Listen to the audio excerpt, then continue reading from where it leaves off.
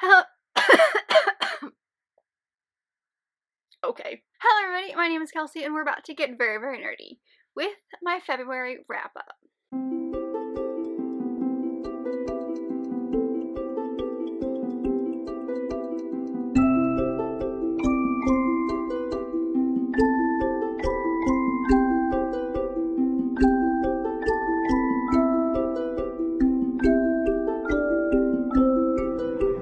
So it's time to talk about the books that I read in February. I had a really good reading month. I read quite a lot of books that I ended up completely loving, some books that I've been wanting to read for quite a while.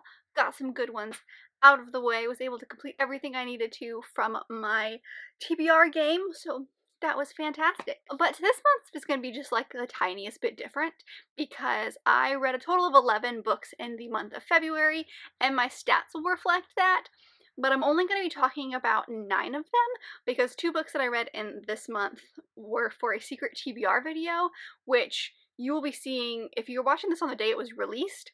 You'll be seeing that in a week's time, so not too long to wait on that, but I don't want to talk about those until that video, so I'm not going to talk about them here, but I did want to mention that I did read 2 more books this month because I wanted my stats to be accurate. But even without talking about those 2 books, I had quite a lot of really great books that I read this month, so let's get right into the stats. So, like I said, I read a total of 11 books in the month of February, but that was over a total of 3,935 pages, and of those, I read 6 audiobooks, 2 physical books, and 3 that were like a mix. And then of those, I had very limited age range because I only read 2 YA books, and then the rest of them were adult books. It was ridiculous, just like as I was going through it felt really weird that I didn't read any middle grade this month either because I usually read at least 1, but yeah, very adult this month for some reason. My genres as well were pretty contained. I had 2 fantasy, 3 contemporary, 4 romance, 1 historical fiction, and 1 mystery. So this, like I said, this month is really great because I read a total of 6 5-star reads. Was way up there, but I also had 2 4-star, 2 3-star, and then I did have a DNF this month, but lots of 5 stars this month. But let's get right into the books that I read. Do I even remember what I thought about these? That's the question. So the second book that I actually read this month, but the first one that I'm going to talk about, was A Princess in Theory by Alyssa Cole. This is the first in her Reluctant Royals trilogy. Oh my gosh, this got 5 stars for me. I really enjoyed this book. I went on like a huge binge after this and then purchased like everything, not everything, but I purchased quite a few more things by Alyssa Cole because I think that she's going to be an author that I love. But yeah, I ended up giving this one 5 stars, like I said. It was quite a lot of fun. It was great. I loved seeing these 2 characters get together. I loved the royal aspect to it. I love historical / royal romances. They make me so happy.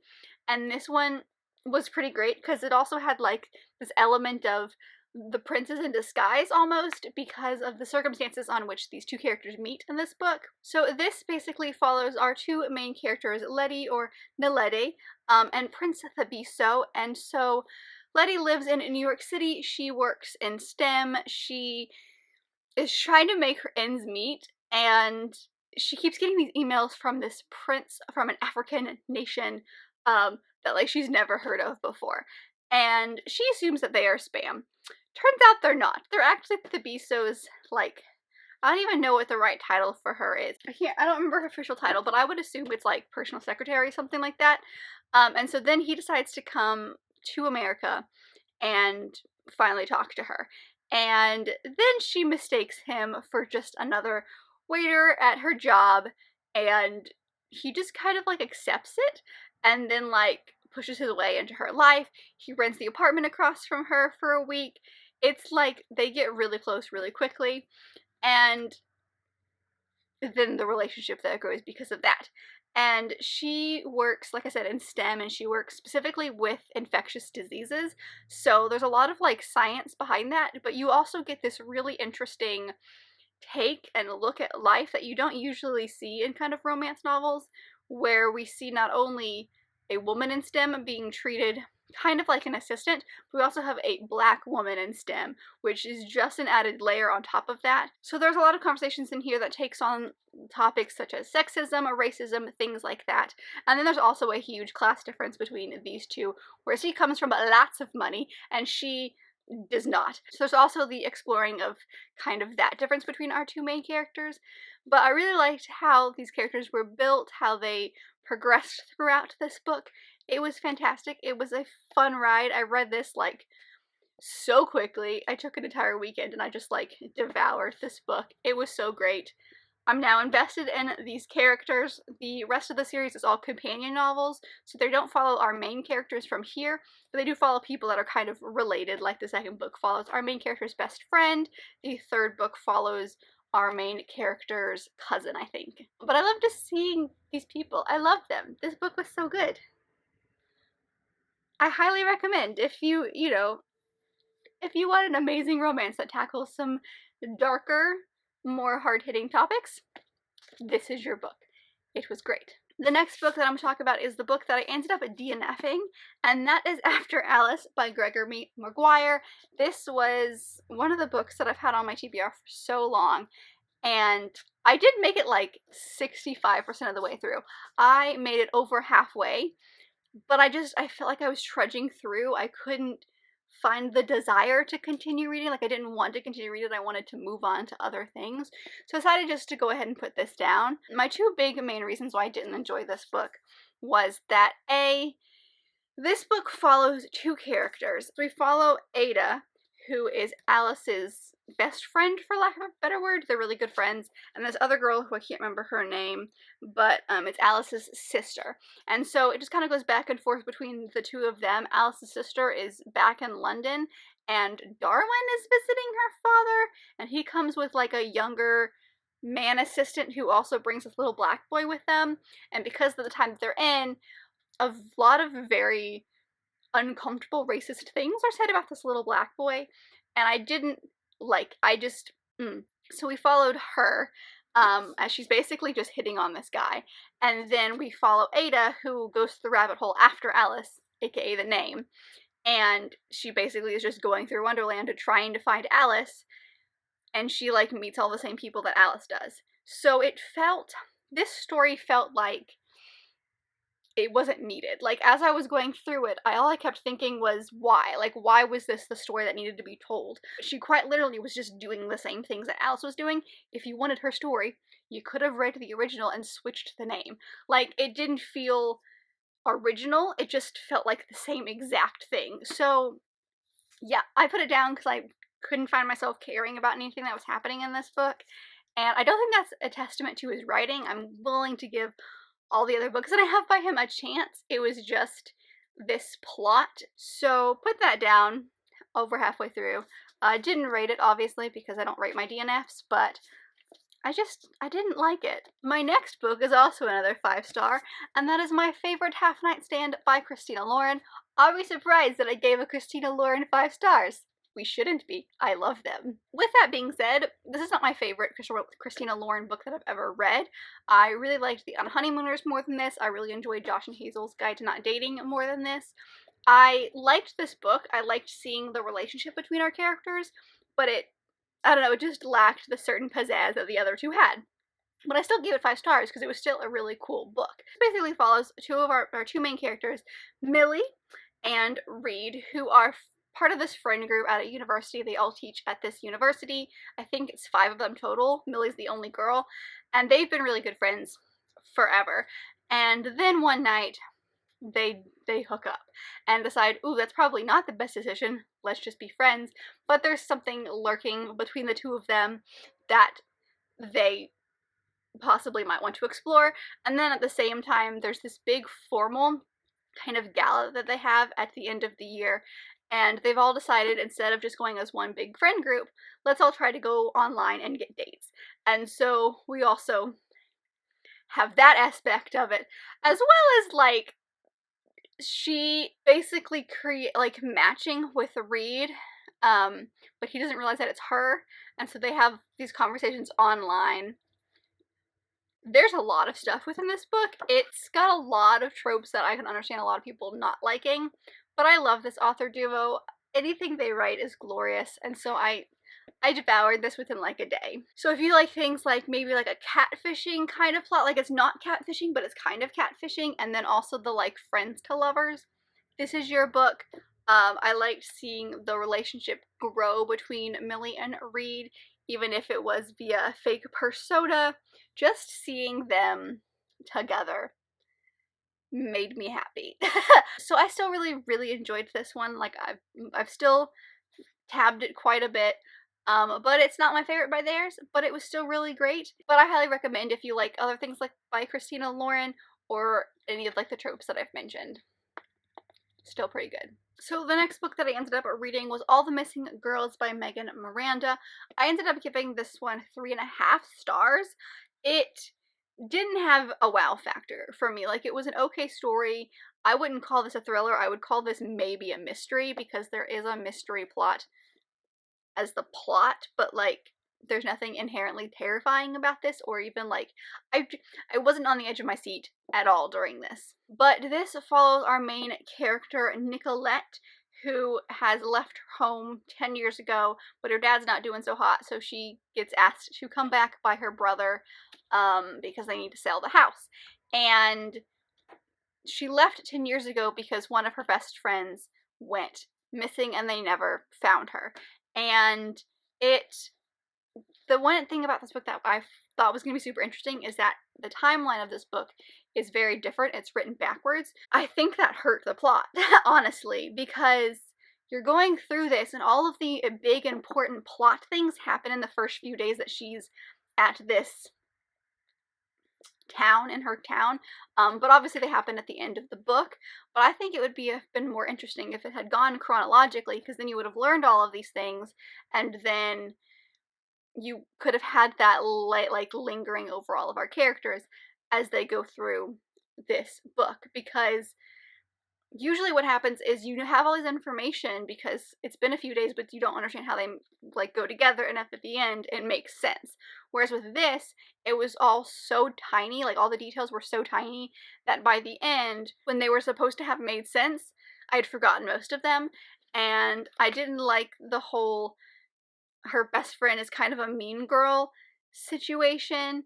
Wasn't great for me. I don't love books particularly set in small towns, but like I still had high hopes for this, and it just dashed it. Like it wasn't terrible, but it also wasn't great. It was just kind of like very mediocre for me.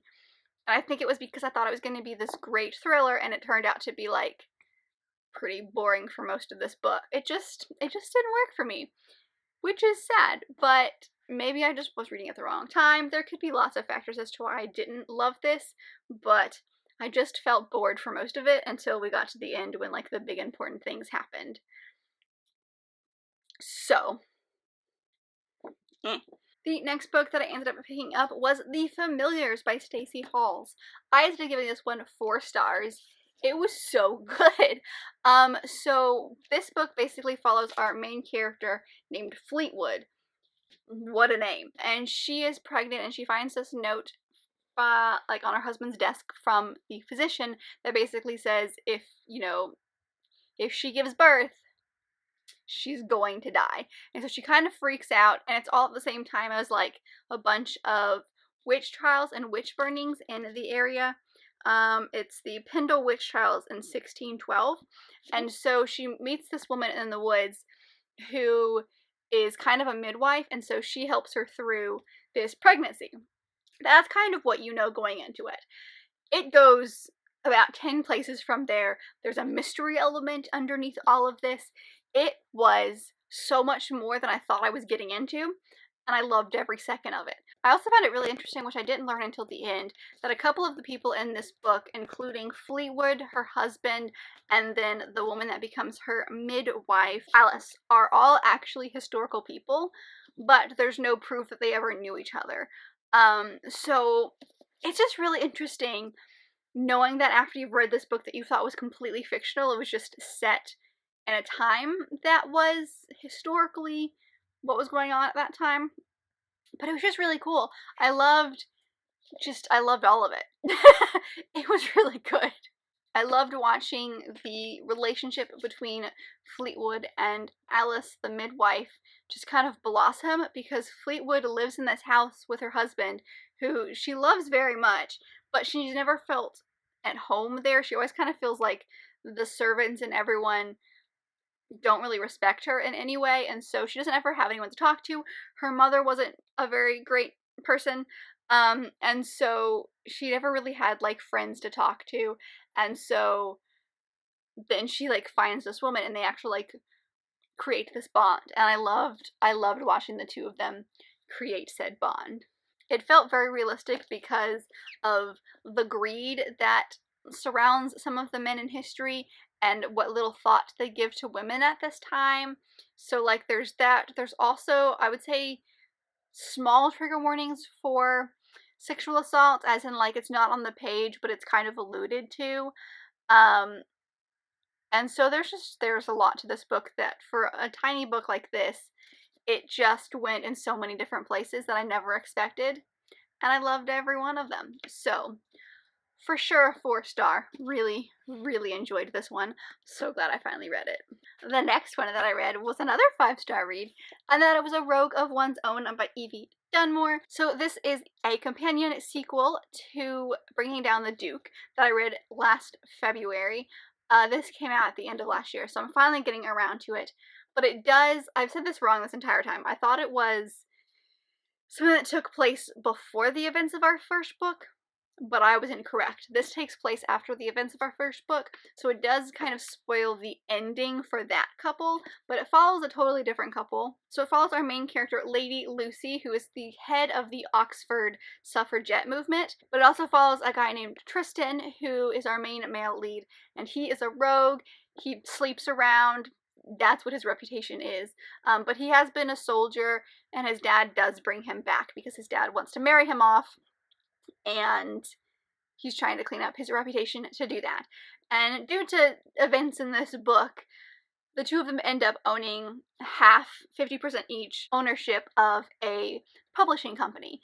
She wants it for the kind of newspaper so that she can print a report and kind of get the suffragette movement going within women who wouldn't normally basically read their publications otherwise, and he wants it because they have the rights to a book that he has written and he wants to write another one. And so the two of them despise each other. But I always thought that this took place before the events of the first book, because in the first book it's alluded that there's a past between these two characters, and I thought, ooh, we're gonna learn what that is. I was wrong. There is a past between these two characters because these two characters' families were really good friends. Both of their moms were good friends, and so they spent a lot of time together as kids. And then, due to something that happened in the childhood, she despises him. This was great. I love Evie Dunmore's writing. I think it's so good. It's so clever. It's so good. It's just so good. This is another author that can basically do no wrong to me. She writes historical, lovely romance goodness. They are very adult. They do have quite a few steamy moments, but the banter was like the best part between these characters. There were so many glorious wordsmith moments in their conversations that they had together that I was just living for. I was living for the banter. It was great. And they had definitely moments like that in the first book with Annabelle and then her dupe as well. So it was just really cool. I like her writing a lot. Okay? She's great. She's great. So the next book that ended up picking up was Majesty by Katharine McGee. This is the sequel to American Royals. This is the end of the series. It's only a duology. I ended up giving this one 5 stars as well. There's not a lot that I can say about this just because it is the sequel and there's a lot of things that like I want to talk about, but they're all spoilery things, so I can't.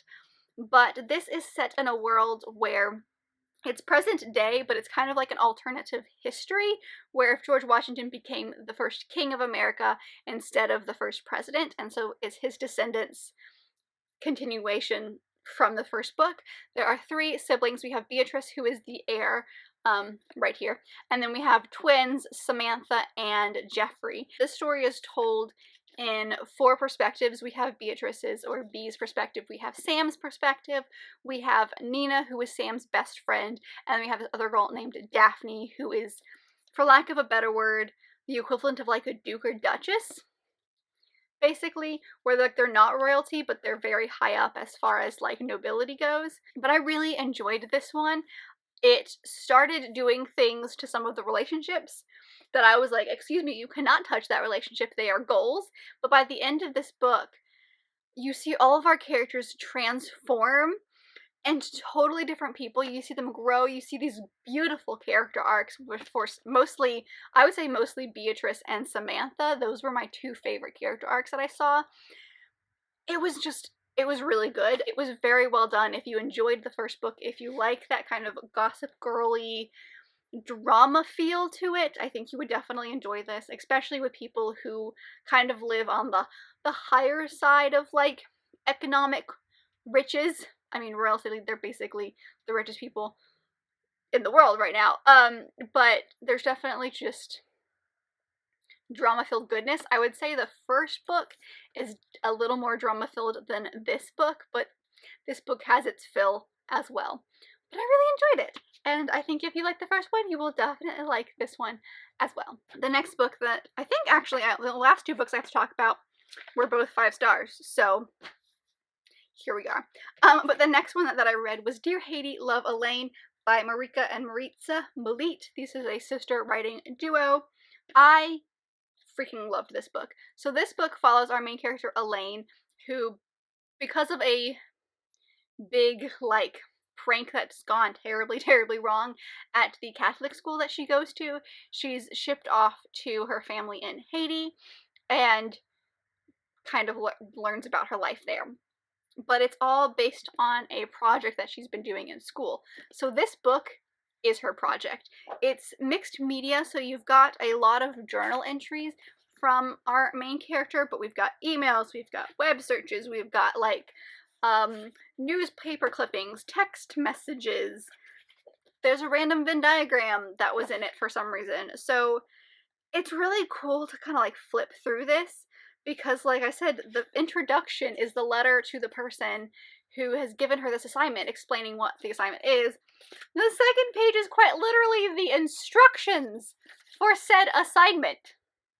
And then you've got the project. So this book is her school project, and I just think it's so cool. So there is so much more to this story beyond the tiny synopsis I gave you, because that's basically what's on the back. It just continues from there. There are so many layers built upon each other within this book that work perfectly together.